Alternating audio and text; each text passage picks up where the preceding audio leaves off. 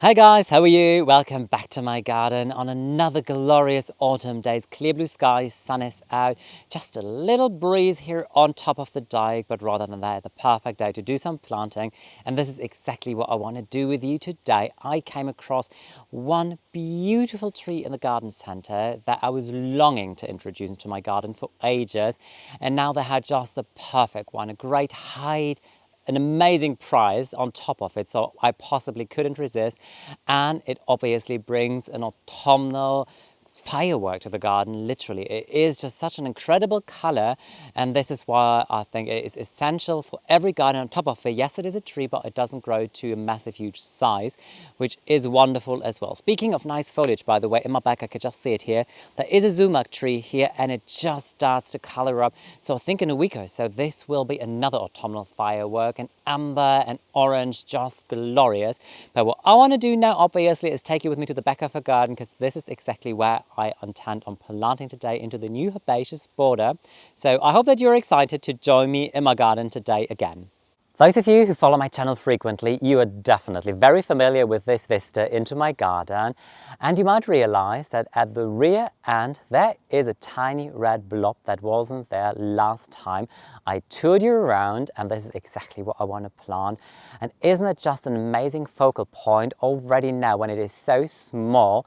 We have all these beautiful drifts of the asters in violet and purple, and then the red foliage just works really well with the red Japanese bloodgrass here, which is going to glow in the afternoon sun in 2-3 hours, I predict.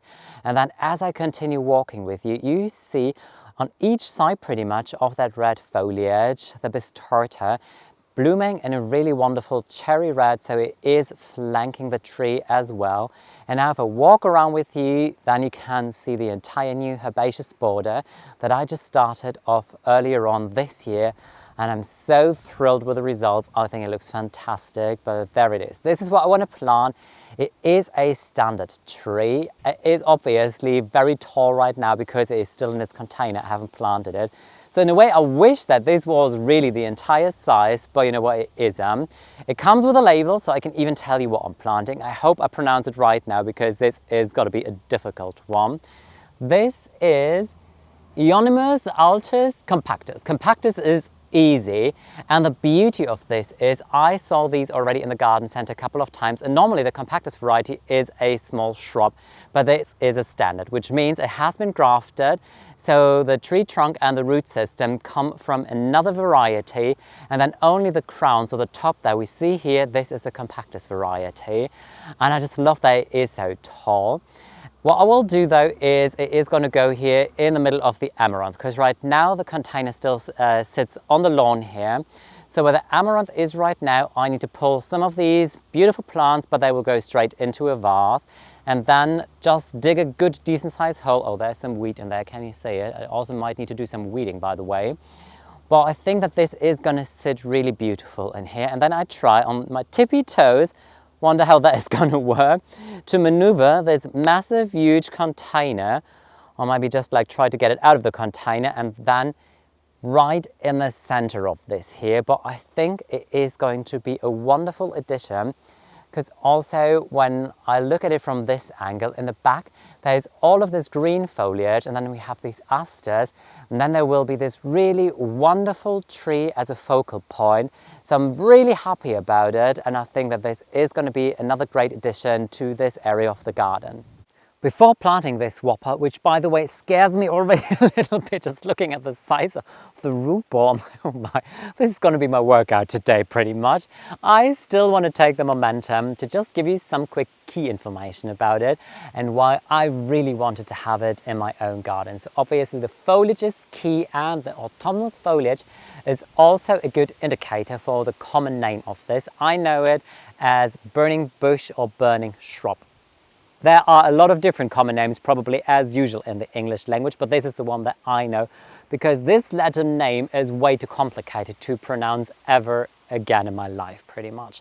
So looking at it, first of all, I always like to look at flower and foliage. So it does produce blooms, but they are pretty much invisible.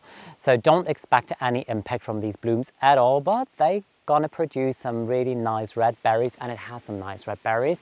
So when I give you a last look at it, I hope I remember to give you a nice look at these berries as well. So once the last bit of a foliage is on the ground, you're still left with the red berries. So really nice winter interest and good for wildlife because birds eventually are going to fly in and feed on these berries, something that I always love. Foliage now is a time of the year when it obviously shines and it is beautiful. So when the foliage appears back in spring again, it will be green throughout the entire spring and summer season. And then in autumn, as the temperatures are dropping, this is always when the foliage starts to change color from green into red, orange, yellow, whatever beautiful autumnal foliage your tree or shrub has. So this is definitely something that caught my attention instantly. Growing habit is also quite interesting here because normally burning bush gives you a good indicator what it is. Normally it is a bush or a shrub. So this is a standard and that means that it has been grafted. There is a graft here which you can always see where it kind of is kind of like swollen a little bigger. And you can always see this distinct point on when two different plants were joined together. In general, I am quite good with grafted trees, so I think this gives me confidence that this is going to work out well. What else is really nice for this area is that I don't want to block too much sun. Even though here in this particular corner, the sun will hardly ever come from the back here. So a big canopy won't disturb me so much, but these shrubs, they grow pretty slow. Between 10, maybe 15 centimeters per year, and already 10 apparently is optimistic according to my research. And the crown might be in total 1,50 m to at most 2 meters in width. So it is definitely a manageable size and something that works even in a smaller garden because then you can still come in and trim it back if you wanted to. In terms of height, the label says 1,50 m to 2 meters in height. Well, this is already, I just stood on the container and it is already taller to what I am. So I think it's already 2 meters now. So I'm expecting that this is definitely going to grow 3 meters probably in height in total with a nice crown on top of it. It's very hardy, which is great. The label tells me minus 25 degrees Celsius. So I know here I won't really risk on losing it because even though I never experienced like minus 25 degrees here, to be fair, but if there's one night, it's not going to kill it. Only if you have like an entire week of minus 25 degrees, then you're kind of like, ooh, it's risky. But I also mulched it, and once the leaves in the back have dropped all of their leaves, then this will be exposed to a lot of sun throughout the entire day. So perfect. And sun or partly shade, this is exactly what this tree or shrub requires. And in terms of soil, again, really wonderful. It doesn't require a thing. I'm here at the south coast of the Baltic Sea, so my native soil is very well drained. It's very sandy, very lofty, which is also nice for digging, obviously. So I've never needed a jackhammer to get into the soil. But whenever I know something doesn't really have like doesn't require something, that is always nice for me because then I know I don't need to manipulate the soil. Even though, having that said, where I'm going to plant it, this is the new herbaceous border. So whenever I start a new border, I improve the soil instantly. So when I came in here, I made sure that I come in with fresh garden soil. I dug under a lot of organic bone chips, so the soil is well prepared. So here what I did is I dug a hole, and since I can't just lift this and just casually put it in the hole to check if the dimensions are right, I measured it. I really measured the diameter and the depth, so to make sure that this fits, and I think it should fit in there. So fingers crossed. So the next thing I'm going to do now is show you how I try to lift this thing in the hole and maneuver it even around the amaranth. I think I'm going to lose some more amaranth plants probably, but so it is. I mean, they're annuals.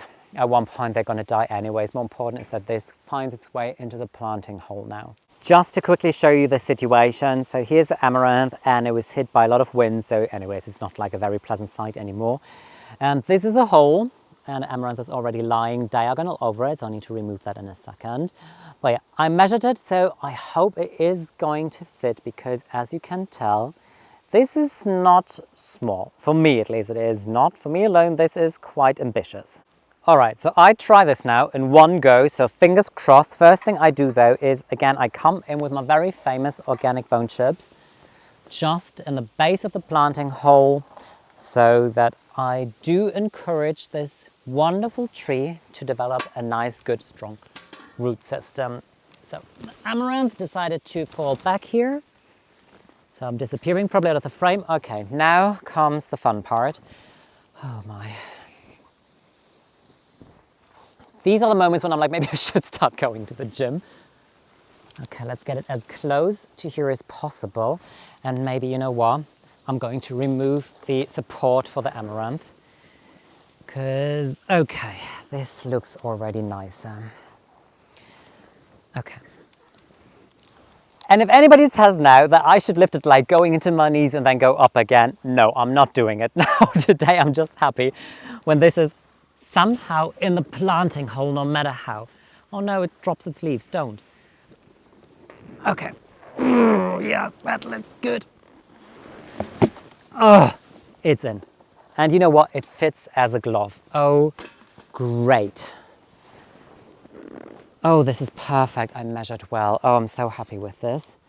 Okay, let me just like get a little bit of soil from the side here first. I still got my bucket with more soil. Yes. Oh, that looks good. Okay, so what I'm going to do now is I need to step away and just see if it is straight. Looks straight from me. Once I step back, who knows how it's going to look then. And then I'm going to backfill just a little bit on the sides with some more soil, mulch it, get this amaranth back up however good I can. Surprisingly, I haven't broken anything, and then I'm going to show you how it looks. Woohoo, it's in! Isn't that truly magical? I honestly think that this is exactly what I needed and what I was missing in the new herbaceous border. Just this beautiful autumnal color, because everything that you see in the back is going to stay green, and then it is the perfect backdrop for this fire engine red firework of foliage. So I just want to give you a closer look at it and also show you how the entire autumnal garden is progressing here. All these asters start coming to bloom now. It really is an ocean of beauty going on here in the back of the garden, and this is fantastic. Whenever I plant something, I always tell and encourage you, try and look where the sun is in your garden, because here the sun comes from the back for most parts of the day, so the foliage is really going to glow like ruby. So this is something that works perfect when you have rich zingy colors in your garden. Try and make sure that the sun comes from the back. As I told you, I just want to show you how these berries are looking. There you go, there you see them, like orange red berries, really pretty, just a couple of them. During the transport, some of them already dropped on the ground. Some of the leaves also came down, but you know what, I'm just happy. I'm happy that I have it. I think it looks fantastic. And this is how it looks in the ground now. So I mulched it in really thick. And what I did as well, as you can't see it now though, is that I built a water ring, which is basically just a little ring that you make from the soil. So when you water it, that the water goes straight onto the tree trunk. And speaking of water, I haven't watered it in now because we are expecting a lot of rain for the next 2 days. So I know that water won't be an issue. And I think the amaranth kind of looks exactly the same as before. Not amazing because it's still lying so flat, but it is what it is. Next year, I'm going to try and grow a smaller variety. This is just so beautiful. I'll just try and show it to you now from the other side as well, because even I haven't looked on how it looks. Oh, great. I hope the camera catches it now. It is just the perfect eye catcher in the back of a garden now. And it works so well because I focus on all shades of purple, violet and red for the entire back of the garden. That's it for today's video. Another plant is in the ground, something that I'm really excited about because I think it is just an amazing addition to the autumnal garden here. And you know, in the back of a garden, I really focus on autumn and just embracing the beauty of this season. One last thing is, you saw the tree has a bamboo cane as a support, and that is not enough. So one thing I still need to do is get a support system in there, especially we're on top of the dike here, so winds are traveling, often traveling from west, and it is really exposed there, like on the west border of the dike.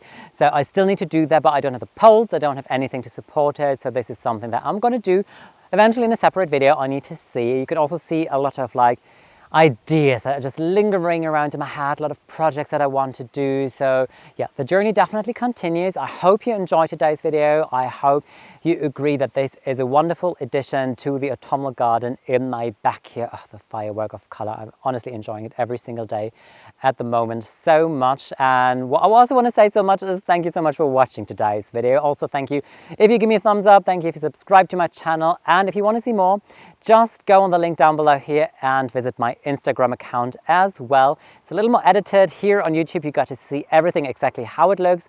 On Instagram, obviously, I try to capture these like picture perfect moments that you would put in a photo album. So more there. So just go and have a look there, say hi. And I really love to welcome you next time around in my garden with more projects. So hope you all have a wonderful day. Take care, guys.